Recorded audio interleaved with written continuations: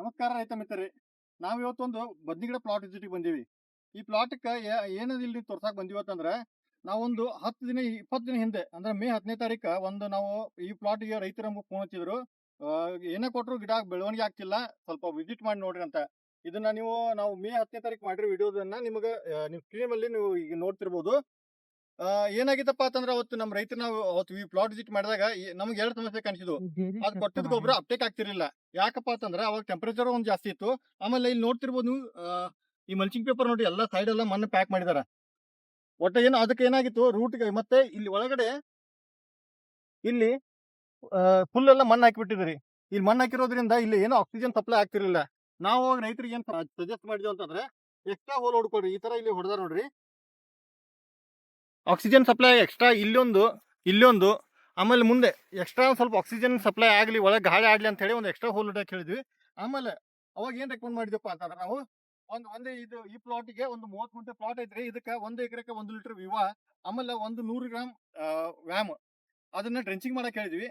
ಆಮೇಲೆ ಯಾರಾದ್ರು 12-0-23 5 kg ಪ್ರತಿ ಎಕರೆಗೆ 5 kg.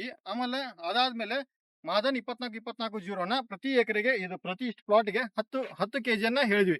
ಅದನ್ನ ಡ್ರಿಪ್ ಮುಖಾಂತರ ಬಿಟ್ಟ ಮೇಲೆ ಇವು ಅಷ್ಟೇ, ಇದೇ 3 ಡೋಸ್ ಅಷ್ಟಾಗಿದೆ, ಇದಕ್ಕೆ ಮತ್ತೇನಾಗಿಲ್ಲ. ಆಮೇಲೆ 1-2 ಇನ್ಸೆಕ್ಟಿಸೈಡ್ ಸ್ಪ್ರೇ ಆಗಿದಾವೆ ಮೇಲೆ ಅಷ್ಟೇ.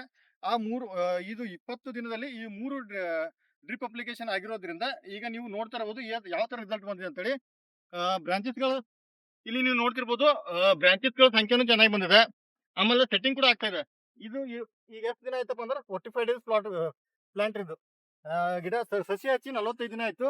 ಈಗ ಸೆಟ್ಟಿಂಗ್ ಕೂಡ ಆಗ್ತಾ ಇದೆ. ಆಮೇಲೆ ನಾವು ಈಗ ಇದ್ರಾಗೆ ಇವತ್ತು ಪ್ಲಾಟ್ ವಿಸಿಟ್ ಮಾಡಿದ್ಮೇಲೆ ನಮಗೆ ಇಲ್ಲಿ ಇನ್ನ ಮುಂದೆ ಏನ ಕಾಣತೈತಿ ಅಂತಂದ್ರೆ ಸ್ವಲ್ಪ ತ್ರಿಪ್ಸ್ ಮತ್ತೆ ವೈಟ್ ಫ್ಲೈ ಒಂದು ಸ್ವಲ್ಪ ಕಾಣತೈತಿ. ಧನುಕಾರ ಡಿಸೈಡ್ ಅನ್ನ ಪ್ರತಿ ಪಂಪಿಗೆ 50 ಗ್ರಾಮ್ನಂತೆ, ಆಮೇಲೆ ಡೆಲಿಗೇಟ್ ಅನ್ನ ಪ್ರತಿ ಪಂಪಿಗೆ 20 ml ನಂತೆ, ಆಮೇಲೆ ನೀಮ್ ಆಯಿಲ್ ಅನ್ನ ಪ್ರತಿ ಪಂಪಿಗೆ 25 ml ನಂತೆ ಸ್ಪ್ರೇ ಮಾಡಕ್ಕೆ ರೆಕಮೆಂಡ್ ಮಾಡತ್ತೀವಿ ರೈತರಿಗೆ. ಇದಾದ್ಮೇಲೆ ಇನ್ನೊಂದು ನೆಕ್ಸ್ಟ್ ಸ್ಪ್ರೇದಲ್ಲಿ ಮತ್ತೆ ಫ್ರೂಟ್ ಅಂಡ್ ಶೂಟ್ ಬರೋ ಸಮಸ್ಯೆ ಕಾಣತೈತಿ ನಮಗೆ.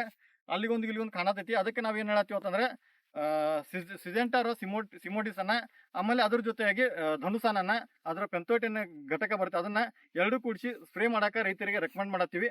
ಆಮೇಲೆ ಡ್ರಿಪ್ ಅಪ್ಲಿಕೇಶನ್ ಮುಖಾಂತರ ಕ್ಯಾಲ್ಸಿಯಂ ನೈಟ್ರೇಟ್ ಮತ್ತು ಬೋರಾನ್ ಡ್ರಿಪ್ ಅಪ್ಲಿಕೇಶನ್ ಮುಖಾಂತರ ನಾವು ರೆಕಮೆಂಡ್ ಮಾಡೀವಿ.